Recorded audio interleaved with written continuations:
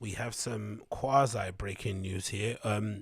Obviously, off the back of Oprah Winfrey's breakthrough, groundbreaking, earth-shattering interview with Meghan and Harry, Prince Harry, that is, concerning Meghan's treatment with the royal family and all that malarkey, how Harry's dealt with it. We're now in a situation where it's been confirmed as of an hour ago that Piers Morgan has officially left Good Morning Britain, which is a real surprising turn for the books, but also not surprising, and I'll tell you why I think this. So, first off, we really shouldn't care about this shit, should we? We really should give no shits about how the elites are, how they're dealing with things in terms of their family dynamics behind closed doors. It really should be none of our business.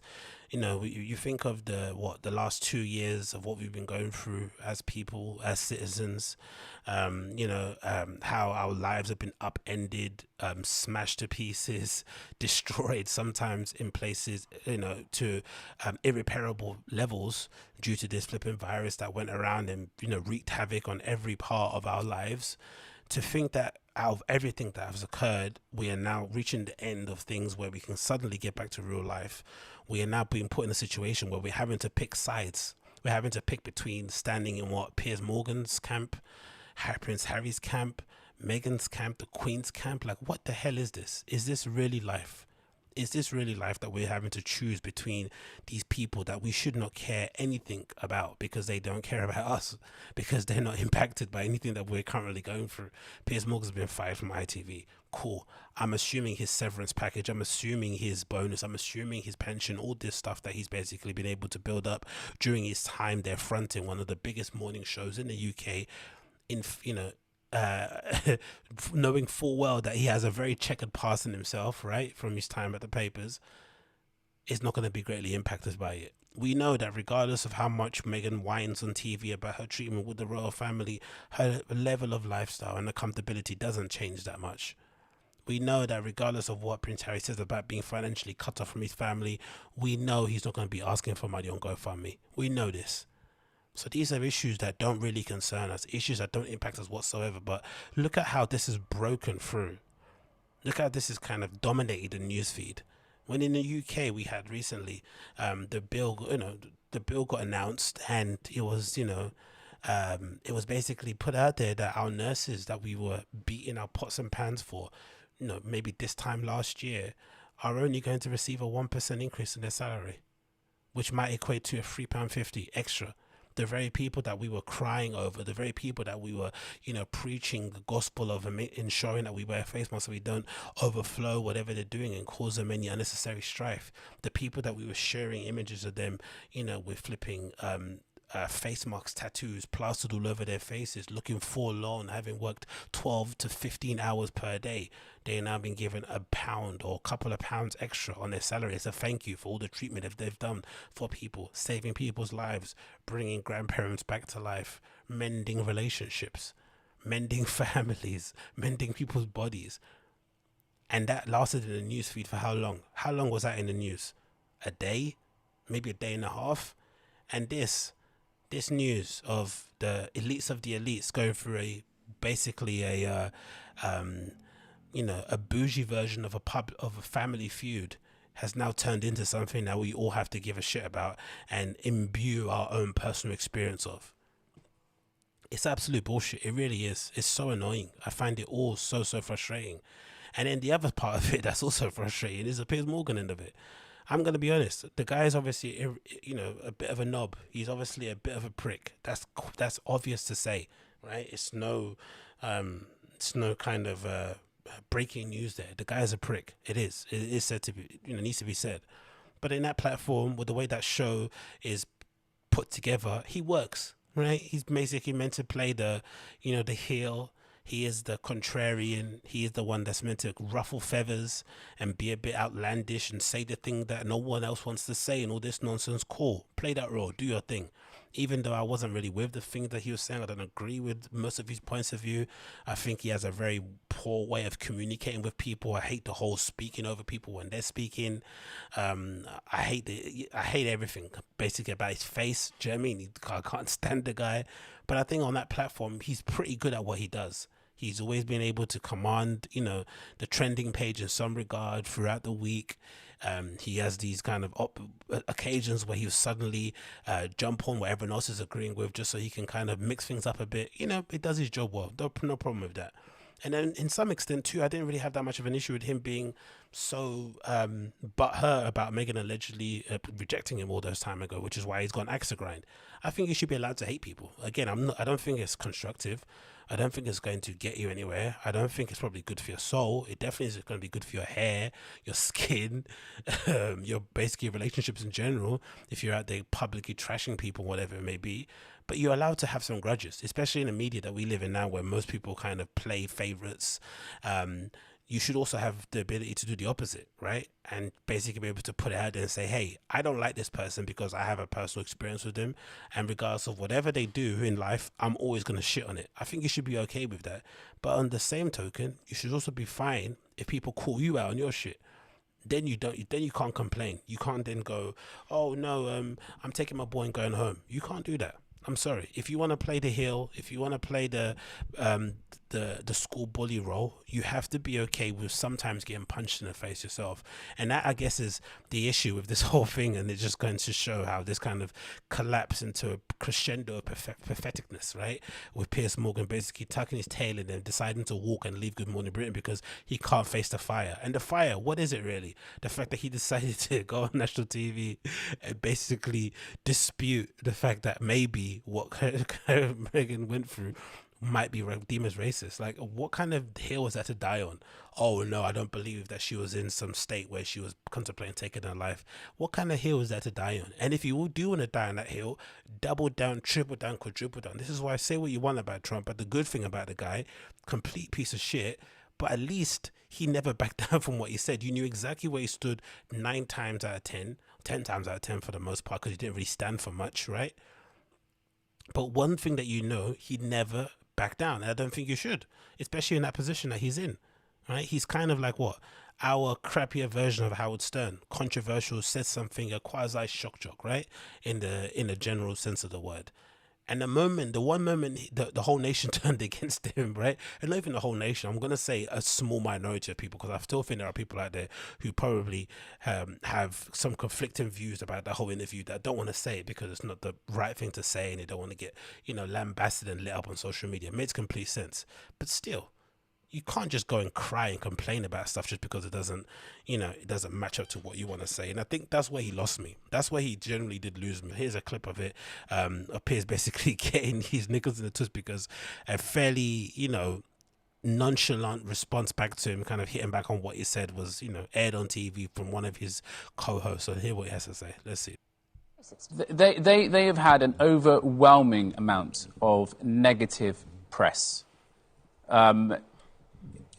You know, I watched the programme yesterday, and yes, they had some great press around the wedding, but what press is going to trash someone's special day?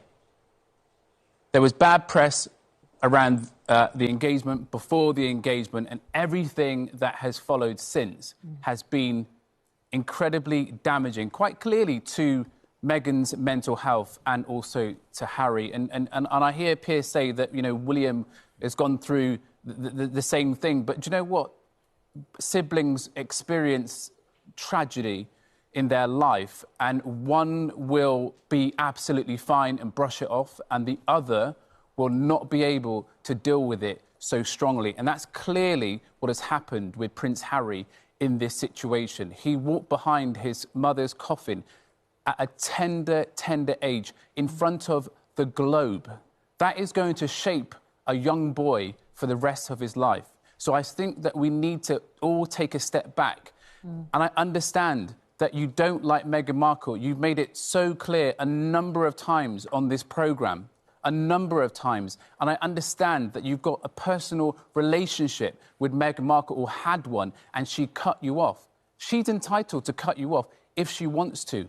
Has she said anything about you since she cut you off? I don't think she has, but yet you continue to trash her. OK, I'm done with this. No. Sorry, no. Sorry. So, do you know what? That's pathetic. You can trash me, mate, but not my own. No. See you later. I'm being... Sorry, can't do this. This is absolutely diabolical behaviour. I'm sorry, but Piers spouts off on a regular basis, and we all have to sit there and listen. 6:30 to 7 o'clock yesterday was incredibly hard to watch. Incredibly hard to watch.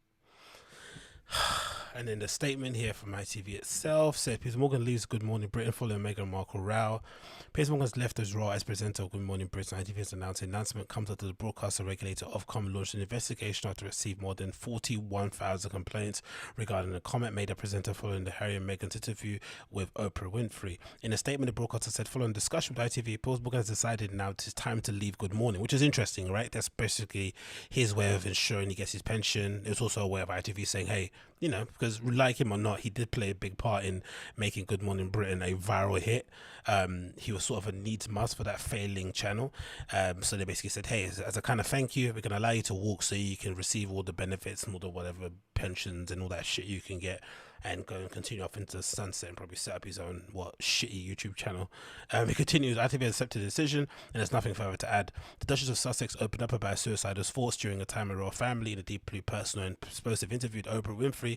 Meghan said she got to the stage where she was just didn't want to live anymore. After the clip, Morgan said during Monday program, I'm sorry, I don't believe a word you said. So the funny thing is that much like the Andrew Cuomo thing, right, with Andrew Cuomo, the governor of New York, not getting cancelled because he essentially might be responsible for the deaths of thousands of old people within New York, right? Because he sent them all to live in old people's home knowing full well that they all had COVID.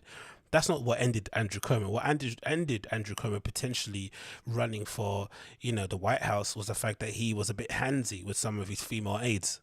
That was more of an issue than the fact that he might have been responsible for the deaths of thousands of old people. And in the same token, Piers Morgan, it's not the fact that he questioned whether or not it's racist for somebody in your family to ask or have concerns about how dark the color of your skin's kid's gonna be, when Meghan herself is flipping, I don't know, she's not fucking Ace Hood, in it, by any measure of the word.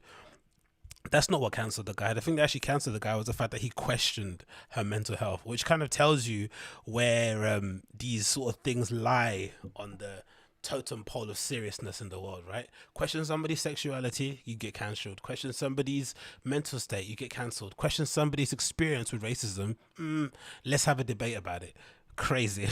It continues, I wouldn't believe her if she read me. A news weather report, an Ofcom spokesperson said, we have launched an investigation to Mondays as per the Good Morning, and under our Harm and Offensive Act during the Tuesday program, Morgan addressed the comments about mental health. He said, when we talked about it yesterday, I said as an all-encompassing thing, I don't believe what Meghan Markle is saying.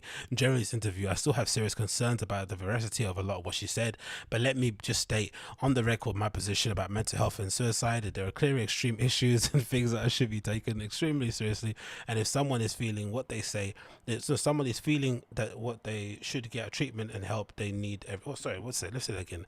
These are clearly extremely serious things that should be taken extremely seriously, and if someone is feeling that way, they should get the treatment and help that they need every time. Morgan also stormed off on set on Thursday. So yeah, that essentially is what killed him. Not the questioning of the baby's skin color and questioning whether or not that sort of micro racist aggression is actually racist. No, it's the fact that he questioned her mental state. That is a mental health, sorry. That is exactly where we live.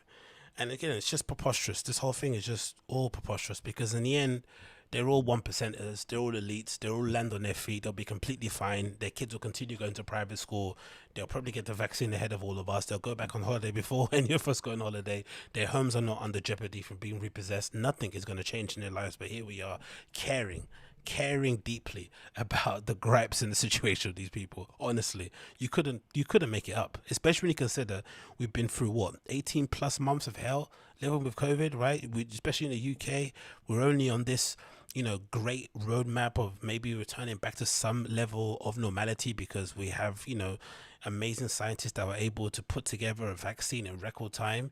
Imagine what would happen in the UK if we had no vaccine. Where would we currently be at? With leadership that said, a few months ago during Christmas that it was okay to have a mini Christmas holiday. Imagine where we would be at if we didn't have a vaccine.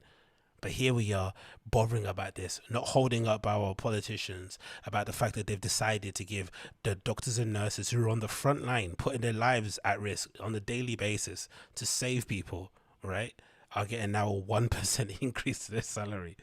and it was in the news feed for a day and a half, if that. But here we are caring about members of the royal family, right? Like, oh, I don't know, man. I don't know. I don't know.